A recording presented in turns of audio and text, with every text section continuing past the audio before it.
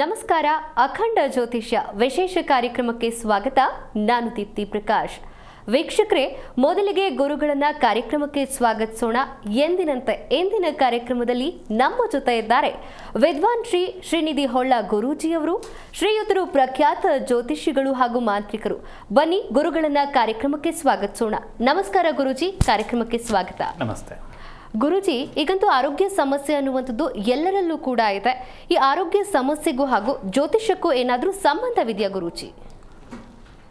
ಮನುಷ್ಯನ ಜೀವಿತಾವಧಿಯಲ್ಲಿ ರೋಗ ಅನ್ನುವಂಥದ್ದು ಸರ್ವೇ ಸಾಮಾನ್ಯವಾಗಿರುವಂಥದ್ದು. ಹಾಗೆ ಆ ರೋಗಗಳು ಬರಲಿಕ್ಕೆ ಕಾರಣಗಳೇನು ಅಂತ ಕೇಳಿದರೆ ವೈದ್ಯರು ಅವರ ದೃಷ್ಟಿಕೋನದಲ್ಲಿ ಹೇಳ್ತಾರೆ. ಜ್ಯೋತಿಷ್ಯ ವಿಚಾರದಲ್ಲಿ ಯಾವ ರೀತಿಯಾಗಿ ಈ ರೋಗಬಾಧೆ ಅನ್ನುವಂಥದ್ದು ಬರ್ತದೆ ಅನ್ನುವಂಥದ್ದು ಚಿಂತನೆ ಮಾಡಿದಾಗ ಅದರಲ್ಲಿ ಒಂದು 5 ರೀತಿಯಾಗಿ ನಾವು ಚಿಂತನೆಯನ್ನು ಮಾಡ್ಬೋದು ವೈದ್ಯಕೀಯವಾಗಿ. ವಾತೋನ್ಮಾದ, ಪಿತ್ತೋನ್ಮಾದ, ಕಫೋನ್ಮಾದ, ಸನ್ನಿಭೂತೋನ್ಮಾದ, ಆಗಂತುಕವಾಗಿರ್ತಕ್ಕಂಥ ಉನ್ಮಾದ ರೋಗಗಳು ಅಂತ ಹೇಳಿ. ಇದರಲ್ಲಿ ವಾತೋನ್ಮಾದ ಅಂತ ಹೇಳಿದರೆ ವಾತಕ್ಕೆ ಸಂಬಂಧಿತವಾಗಿರ್ತಕ್ಕಂಥ ಸಮಸ್ಯೆಗಳು, ಅಥವಾ ಈ ಅಗತ್ಯವಿಲ್ಲದೆ ಕೆಲವರನ್ನ ನೀವು ಗಮನಿಸಿರ್ಬೋದು, ಅಗತ್ಯವಿಲ್ಲದಲ್ಲೇ ಸುಮ್ಮನೆ ನಗ್ತಾ ಇರ್ತಾರೆ. ಈ ಸಣ್ಣ ಸಣ್ಣ ರೋಗಗಳು ಸಮೇತ ಆ ಒಂದು ಗೋಚರ ಸ್ಥಿತಿಯಲ್ಲಿ ಏನು ಮಾಡ್ತದೆ, ಆ ಮನುಷ್ಯನ ಜಾತಕದಲ್ಲಿ ರೋಗಸ್ಥಾನದಲ್ಲಿರುವಂಥ ಗ್ರಹಗಳನ್ನು ಚಿಂತನೆ ಮಾಡಿದಾಗ ಆ ಗ್ರಹಗಳ ಕಾರಕತ್ವ ಏನಿದೆ ಆ ಮನುಷ್ಯನಲ್ಲಿ ಉಂಟಾಗ್ತದೆ. ಉದಾಹರಣೆಗೆ ಈ ವಾತೋನ್ಮಾದ ಅನ್ನುವಂಥದ್ದು, ವಾತ ಪಿತ್ತ ಕಫ ಅನ್ನುವಂಥದ್ದು ಸಾಮಾನ್ಯವಾಗಿರ್ತಕ್ಕಂಥ ರೋಗಗಳು. ಅದರ ಹೆಚ್ಚು ಏರುಪೇರಿನಿಂದ ಏನಾಗ್ತದೆ, ಮನುಷ್ಯನಲ್ಲಿ ಹಲವಾರು ರೀತಿಯಾಗಿರ್ತಕ್ಕಂಥ ಸಮಸ್ಯೆಗಳು ಉಂಟಾಗ್ತದೆ ಅನ್ನುವಂಥದ್ದು ನಮಗೆ ತಿಳಿದಿರುವಂಥ ವಿಷಯ.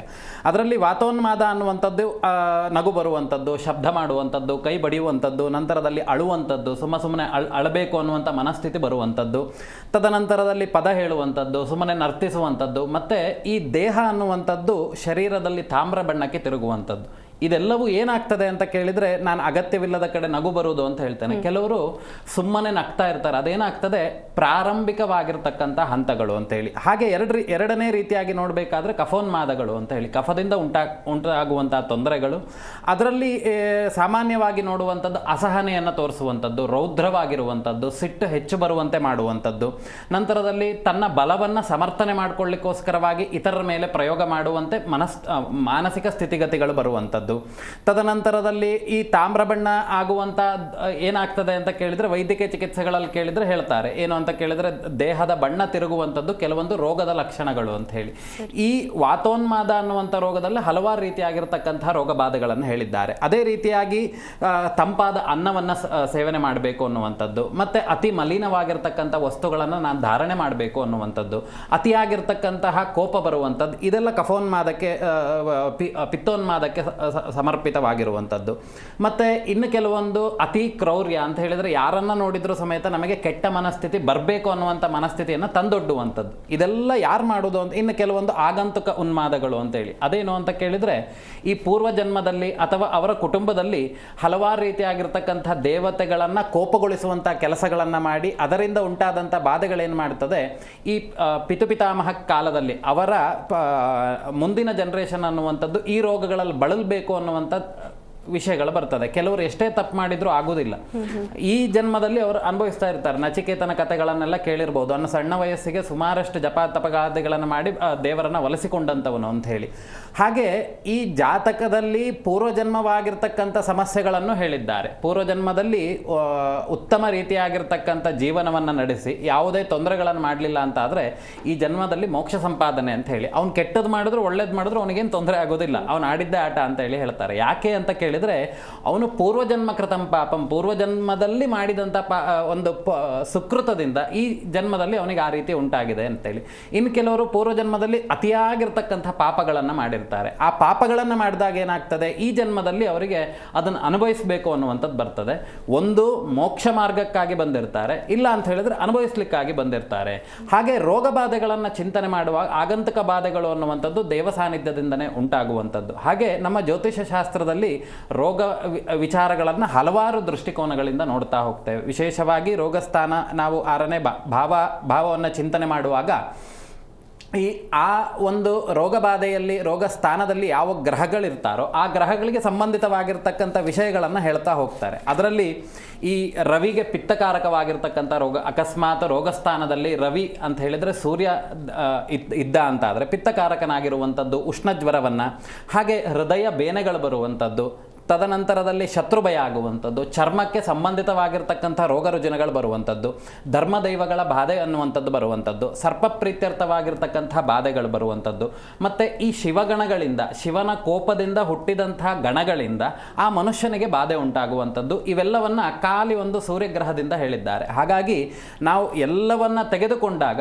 ಒಂದು ಜಾತಕದಿಂದ ಆ ಜಾತಕದಲ್ಲಿ, ಯಾಕಂದ್ರೆ ನನ್ನ ಜಾತಕ ಇದ್ದಾಗ ಇನ್ನೊಬ್ಬರದ್ದು ಇರುವುದಿಲ್ಲ, ಹಾಗಾಗಿ ಒಬ್ಬ ಮನುಷ್ಯನ ಜಾತಕದಲ್ಲಿ ಯಾವ್ಯಾವ ರೀತಿಯಾಗಿರ್ತಕ್ಕಂಥ ದೋಷಗಳಿದೆ ಅನ್ನುವಂಥದ್ದು ವಿಮರ್ಶೆ ಮಾಡಿ ನಂತರದಲ್ಲಿ ಆ ರೋಗಕ್ಕೆ ಚಿಕಿತ್ಸೆಗಳನ್ನು ಕೊಡಬೇಕು. ಅದರಲ್ಲೂ ನಾವು ಚಿಂತನೆಗಳನ್ನು ಮಾಡ್ತೇವೆ. ಕೆಲವೊಂದು ರೋಗಗಳಿಗೆ ಇದು ಬಾಧೆಯೋ ಅಥವಾ ರೋಗವೋ ಅನ್ನುವಂಥದ್ದು ನೋಡಬೇಕು. ಕೆಲವೊಂದು ಹಲವಾರು ರೀತಿಯಾಗಿರ್ತಕ್ಕಂಥ ಚಿಕಿತ್ಸೆಗಳನ್ನು ನಾವು ಕೊಡ್ತೇವೆ, ಅಥವಾ ವೈದ್ಯಕೀಯ ಚಿಕಿತ್ಸೆಗಳನ್ನು ನಾವು ತೆಗೆದುಕೊಂಡು ಬರ್ತೇವೆ. ಆ ವೈದ್ಯಕೀಯ ಚಿಕಿತ್ಸೆಗಳನ್ನು ಎಷ್ಟು ತಗೊಂಡ್ರೂ ನಮಗೆ ಅದು ಪರಿಣಾಮ ಬೀಳುವುದಿಲ್ಲ. ಯಾಕೆ ಅಂತ ಕೇಳಿದರೆ, ಈ ದೈವಿಕವಾಗಿರ್ತಕ್ಕಂಥ ಕೋಪಗಳು ಅನ್ನುವಂಥದ್ದು ಏನಿರ್ತದೆ, ಆ ಕೋಪಗಳಿಂದ ತೊಂದರೆಗಳು ಉಂಟಾಗುವಂಥದ್ದು, ಆ ದೈವಿಕ ಕೋಪಗಳಿಂದ ಉಂಟಾದಂಥ ತೊಂದರೆಗಳಿಗೆ ನಾವು ಪರಿಹಾರವನ್ನು ಮಾಡಿಕೊಳ್ಳುವಂಥದ್ದು, ಇದೆಲ್ಲ ಮಾಡಲಿಲ್ಲ ಅಂತಾದರೆ ಅನೇಕ ರೀತಿಯಾಗಿರ್ತಕ್ಕಂಥ ತೊಂದರೆಗಳನ್ನು ಶಾಸ್ತ್ರಕಾರರು ಹೇಳಿದ್ದಾರೆ.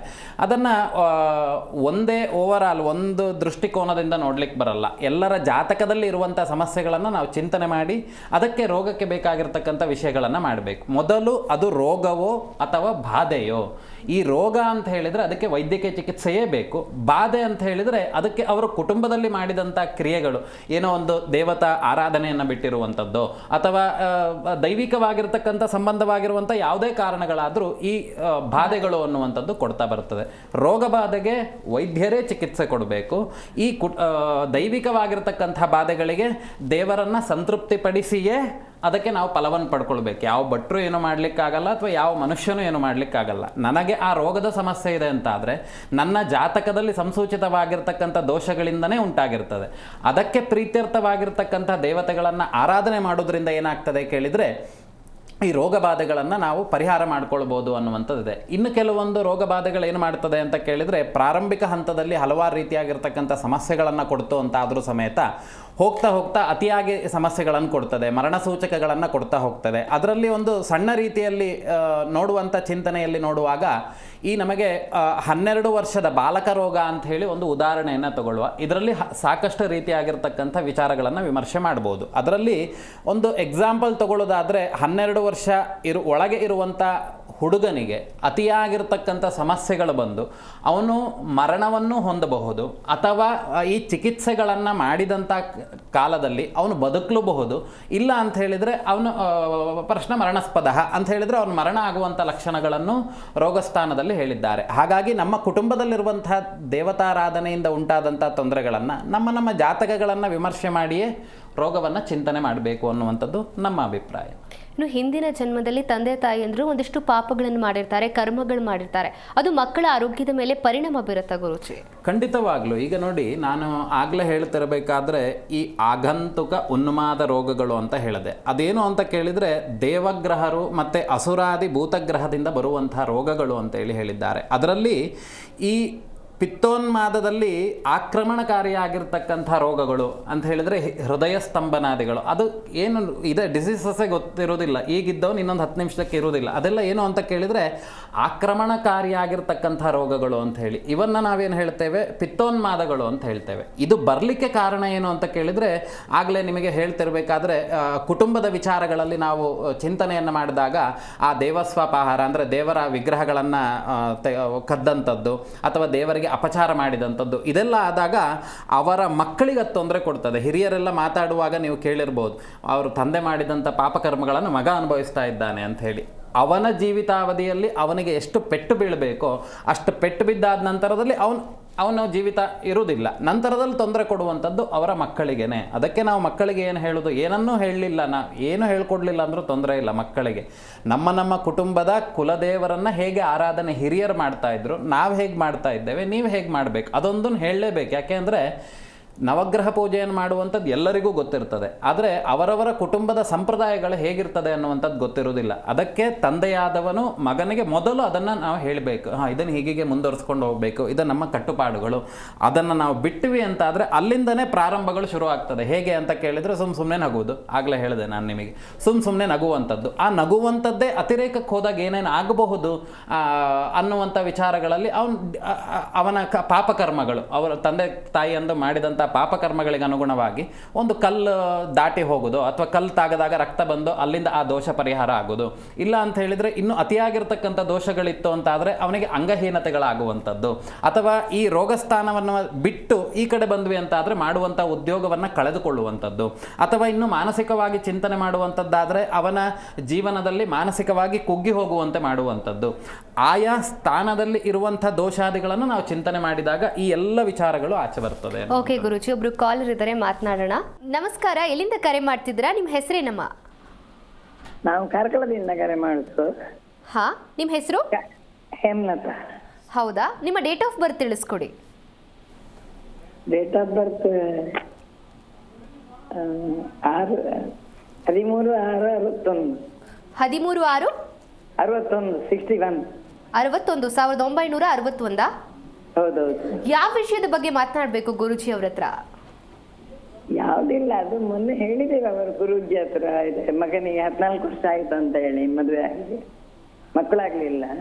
ಮಗನಿಗೆ 14 ವರ್ಷ ಆಯ್ತು ಮದುವೆ ಆಗಿ, ಆದ್ರೆ ಇನ್ನೂ ಕೂಡ ಮಕ್ಕಳಾಗಿಲ್ಲ. ಆ ವಿಷಯದ ಕುರಿತು ಗುರುಜಿ ಅವ್ರ ಹತ್ರ ಮಾತನಾಡಬೇಕು. ಹೌದು, ಅಂದ್ರೆ ನಾವು ಇನ್ನೊಬ್ಬ ಗುರುಜಿ ಇದ್ರಲ್ಲ, ಅವರಲ್ವಾ ನಂಬರ್ ಕೊಟ್ಟದ್ದು ನಿಮ್ಗೆ? ಹೌದೌದು, ಗುರುಜಿ ಇದ್ದಾರೆ, ಮಾತನಾಡಿ. ನಮಸ್ತೆ. ನಮಸ್ತೆ. ಹಾ, ಹೇಳಿ. ಅದೇ ನಮ್ಮ ಮಗನಿಗೆ 14 ವರ್ಷ ಆಯ್ತು ಮದುವೆ ಆಗಿ, ಮಕ್ಕಳಾಗ್ಲಿಲ್ಲ. ಎಷ್ಟು ವರ್ಷ ಆಯ್ತು? 14.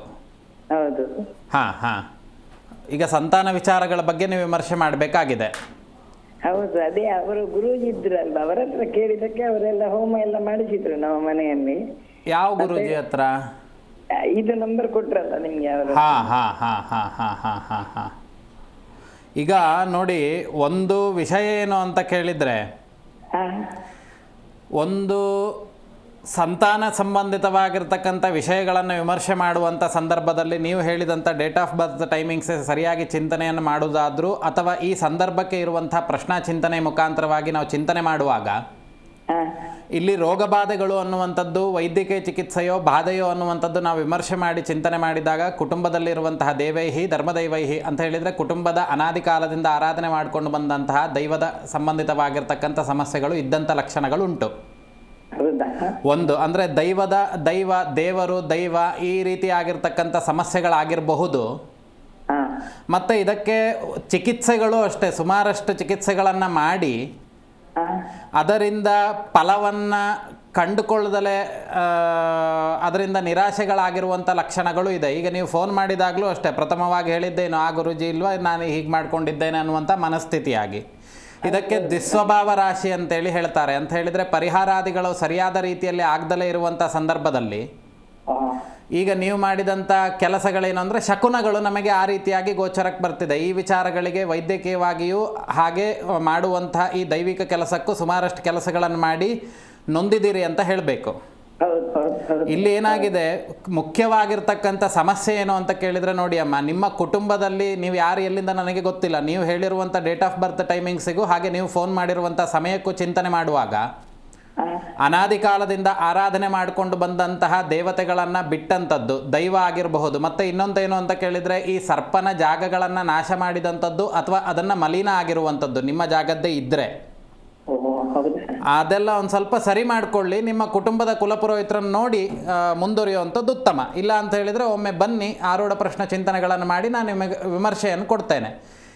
ಈ ಮಾರ್ಚ್ ಎಂಡ್ ಭಾಗದಲ್ಲಿ ಸಂತಾನ ಆಗುವಂಥ ಯೋಗಗಳಿದೆ ಅವರಿಗೆ, ಆದರೆ ವೈದ್ಯಕೀಯ ಚಿಕಿತ್ಸೆಗಳು ಅನ್ನುವಂಥದ್ದು ಸರಿಯಾದ ರೀತಿಯಲ್ಲಿ ಕೊಡಬೇಕು. ಸ್ತ್ರೀ ಸಂಬಂಧಿತವಾಗಿರ್ತಕ್ಕಂಥ ಕೋಪಗಳೆಲ್ಲ ಇದೆ, ಅದನ್ನೆಲ್ಲ ಮುಂದಿನ ಒಮ್ಮೆ ಬನ್ನಿ, ನಾನು ಅದನ್ನು ನಿಧಾನವಾಗಿ ಕೂರಿಸಿ ನಿಮಗೆಲ್ಲವನ್ನ ಹೇಳ್ತೇನೆ. ಮೊದಲೇ ನೀವೀಗೇನಾಗಿದೆ ದುಸ್ವಭಾವ ರಾಶಿ ಅಂತ ಹೇಳಿದರೆ ಡೌಟ್ನಲ್ಲೇ ನೀವು ಫೋನ್ ಮಾಡಿರುವಂಥದ್ದು ಯಾವ ಗುರುಜಿಗೆ ಮಾಡಿದ್ದೀನಿ ಅಂತ ಹೇಳಿ.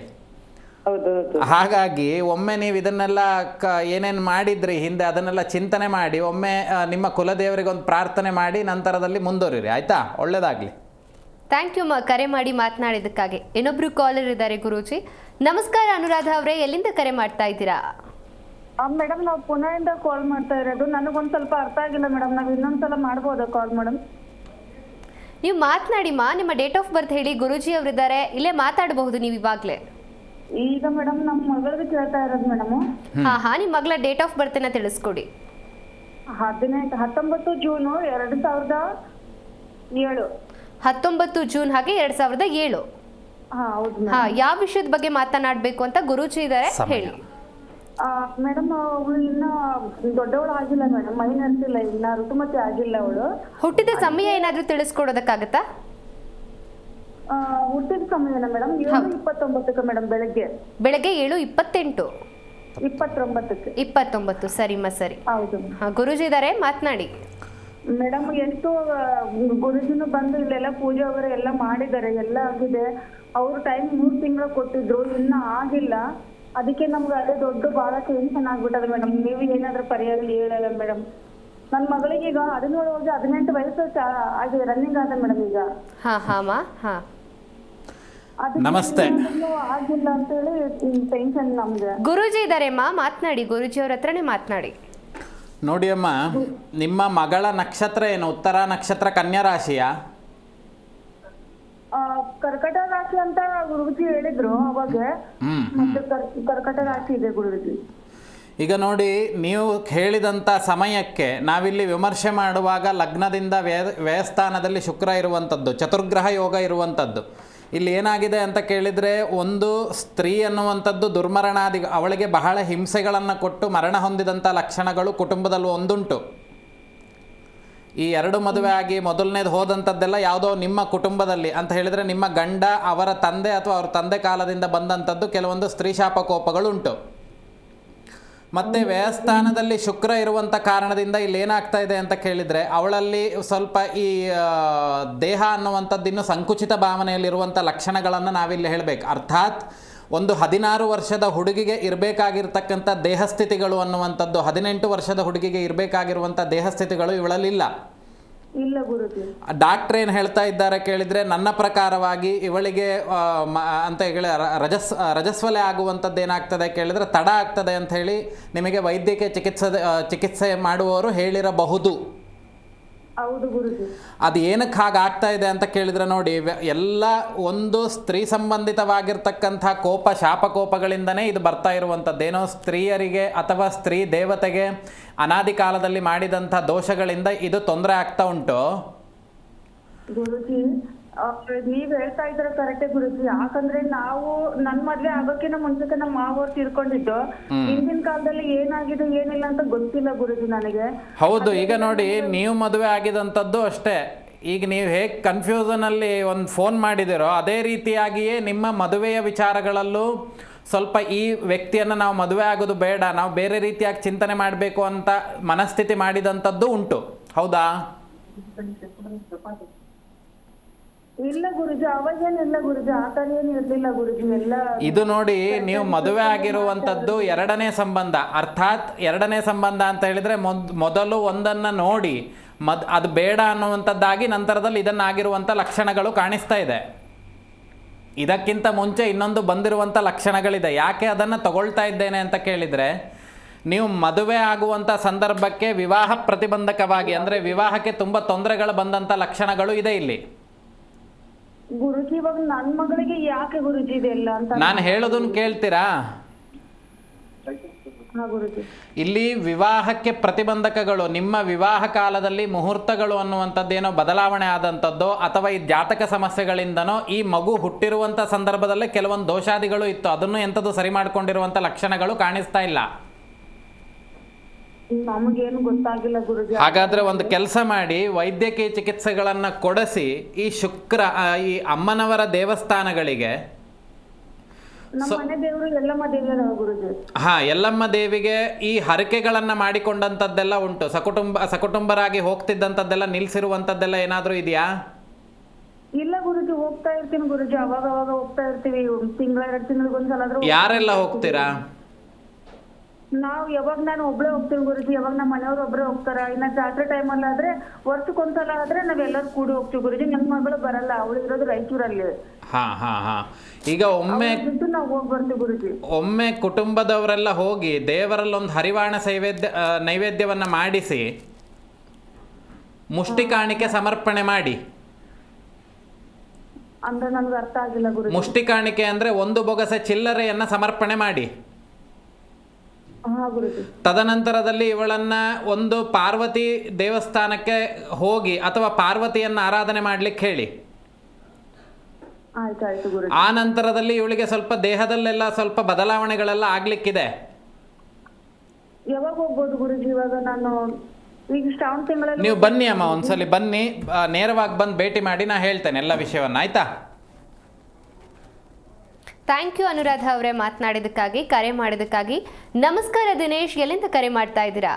ಮೇಡಮ್ ನಾವು ಚಿತ್ರದುರ್ಗದಿಂದ ಕಾಲ್ ಮಾಡ್ತಿರೋದು. ಎಲ್ಲಿಂದ? ಚಿತ್ರದುರ್ಗ. ಹಾಂ ಸರ್, ನಿಮ್ಮ ಡೇಟ್ ಆಫ್ ಬರ್ತ್ ಅನ್ನ ತಿಳಿಸ್ಕೊಡಿ. ಮೇಡಮ್ 3ನೇ ತಾರೀಕು 1ನೇ ತಿಂಗಳು 1988. ಜನವರಿ 1, 1988. 1988. ಓಕೆ, ಯಾರ ಬಗ್ಗೆ ಮಾತನಾಡಬೇಕಾಗಿತ್ತು? ಮೇಡಮ್ ನಮ್ಮ ಬಗ್ಗೆನೇ. ಹಾ ಗುರುಜಿ ಇದ್ದಾರೆ, ಮಾತನಾಡಿ. ಸಮಯ ತಿಳಿಸ್ಕೊಡೋದಾದ್ರೆ? ಸಮಯ ಅಂದ್ರೆ ಸಾಯಂಕಾಲ ಟೈಮ್ ಅಂತೆ. ನಮ್ದು ಅಷ್ಟೊಂದು ಡೇಟ್ ಆಫ್ ಬರ್ತ್ ಬರ್ಕೊಂಡ್ರೆ ಯಾರು ಇಲ್ಲ, ಸರಿ, ಅಷ್ಟು ಗೊತ್ತಿಲ್ಲ. ಅಡ್ಡಿಲ್ಲ. ಸಾಯಂಕಾಲ ಟೈಮ್ ಅನ್ಸುತ್ತೆ. ಅಡ್ಡಿಲ್ಲ, ಅದು ಬಿಡಿ. ಸರಿಯಾಗಿ ಗೊತ್ತಿಲ್ಲ ಅಂದ್ರೆ ಆ ವಿಷಯವನ್ನು ಬಿಟ್ಬಿಡುವ. ಎಂತ ವಿಷಯ ಕೇಳಬೇಕಿದ್ದಿತ್ತು? ಸ್ವಾಮೀಜಿ, ನಮ್ದು ಮದುವೆ ಬಹಳ ವಿಳಂಬ ಆಗ್ತಿದೆ. ಅದು ಒಂದ್ ಕಡೆ ಈಗ ಹೆಣ್ಣು ನೋಡಿದ್ವಿ, ನಮಗೆ ಸೆಟ್ ಅವ್ರಿಗೆ ಸೆಟ್ ಅವ್ರಿಗೆ ಸೆಟ್ ನಮಗೆ ಸೆಟ್ ಆಗ್ತಿಲ್ಲ ಸ್ವಾಮೀಜಿ. ಸಪ್ತಮದಲ್ಲಿ ಬುಧ. ಮನಸ್ಥಿತಿ ಅನ್ನುವಂಥದ್ದು ಏನಾಗಿದೆ ಅಂತ ಕೇಳಿದರೆ, ಇಲ್ಲಿ ಮದುವೆ ವಿಚಾರಗಳ ಬಗ್ಗೆ ಹೆಚ್ಚು ಆಸಕ್ತಿ ಇಲ್ಲದಂತಹ ಕಾಲದಲ್ಲಿ ಹಲವಾರು ರೀತಿಯಾಗಿರ್ತಕ್ಕಂತಹ ಸಂಬಂಧಗಳು ಬಂದರೂ ಅದನ್ನು ತ್ಯಜಿಸಿದಂಥ ಲಕ್ಷಣಗಳು ಇಲ್ಲಿ ಕಾಣಿಸ್ತಾ ಉಂಟು. ಈ ಹಿಂದೆ ಏನಾದರೂ ಮದುವೆ ವಿಚಾರಗಳಲ್ಲಿ ಬಂದು ಮದುವೆ ತನಕ ಬಂದು ಅದು ನಿಂತು ಹೋದಂಥದ್ದು, ಅಥವಾ ಸ್ತ್ರೀಯರು ಮದುವೆಗೆ ಅಪೇಕ್ಷೆಗಳನ್ನು ಕೇಳಿ ಅದನ್ನು ನೀವು ತ್ಯಜಿಸಿದಂಥದ್ದೆಲ್ಲ ಉಂಟು. ಇದು ಬೇಡ, ಇದು ನಮಗೆ ಸೆಟ್ ಆಗೋದಿಲ್ಲ, ಈ ರೀತಿ ಏನಾದರೂ ಬೇಡ ಅಂದಂಥ ಲಕ್ಷಣಗಳು ಇಲ್ಲಿ ಗೋಚರದಲ್ಲುಂಟು. ಹೌದು ಸ್ವಾಮೀಜಿ, ಹೌದು. ಈಗ ಆ ರೀತಿ ಆದಂಥದ್ದೇನಾಯಿತು, ಅಲ್ಲಿ ಅವಹೇಳನ ಅಂತ ಹೇಳಿದರೆ ಆ ವಿಚಾರಗಳಲ್ಲಿ ಅದು ಶಾಪಕೋಪವಾಗಿ ಪರಿವರ್ತನೆ ಆದಂಥ ಲಕ್ಷಣಗಳನ್ನು ಇಲ್ಲಿ ಹೇಳಬೇಕು. ಇನ್ನೊಂದು, ಈ ಗ್ರಹಸ್ಫುಟಾದಿಗಳನ್ನು ಚಿಂತನೆ ಮಾಡುವಾಗ ಇಲ್ಲಿ ಗ್ರಹಸ್ಫುಟಕ್ಕಿಂತ ಕುಲದೇವತಾರಾಧನೆ ಅನ್ನುವಂಥದ್ದೆಲ್ಲ ಅದೆಲ್ಲ ಸಮ ಉಂಟು, ಅದೆಲ್ಲ ಸಮಸ್ಯೆ ಇಲ್ಲ. ಆದರೆ ಈ ಪಿತೃಗಳಿಗೆ ಸಂಬಂಧಿತವಾಗಿ ಅಂತ ಹೇಳಿದ್ರೆ ನಿಮ್ಮ ತಂದೆ ಇದ್ದಾರಾ? ತಂದೆ ಇಲ್ಲ ಸ್ವಾಮಿ, ತೀರವಿದ್ದಾರೆ.